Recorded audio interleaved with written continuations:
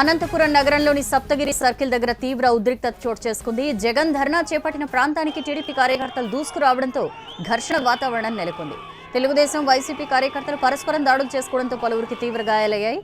YCP కార్యకర్త చంద్రమోహన్ రెడ్డికి కత్తి గాయం కాగా ఓ టీడీపీ కార్యకర్త తలకు తీవ్ర గాయమైంది.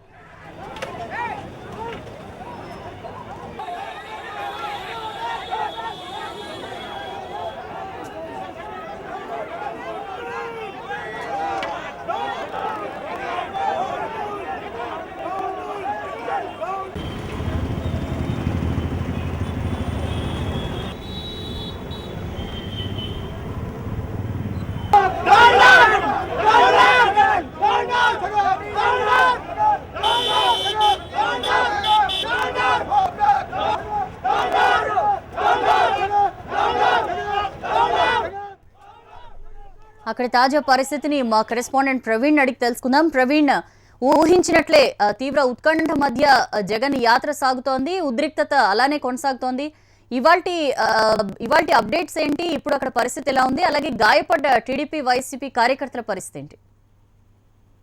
అనంతపురంలో కొద్దిసేపు క్రితం సప్తగిరి సర్కిల్లో టీడీపీ వైఎస్ఆర్సీపీ కార్యకర్తల మధ్య గొడవ జరిగింది. వైఎస్ఆర్సీపీ చేపట్టినటువంటి ప్రజా స్వామ్య పరిరక్షణ ధర్నా వద్దకు ఒక్కసారిగా టీడీపీకి చెందినటువంటి చంద్రబాబు కార్యకర్తలు తరలి వచ్చారు. వారిని పోలీసులు అడ్డుకొని ఎదుర్కొడుతున్న నేపథ్యంలో ఒక్కసారిగా వైఎస్ఆర్సీపీకి చెందినటువంటి కార్యకర్తలు కూడా సభా వేదిక నుంచి దూసుకురావడం జరిగింది.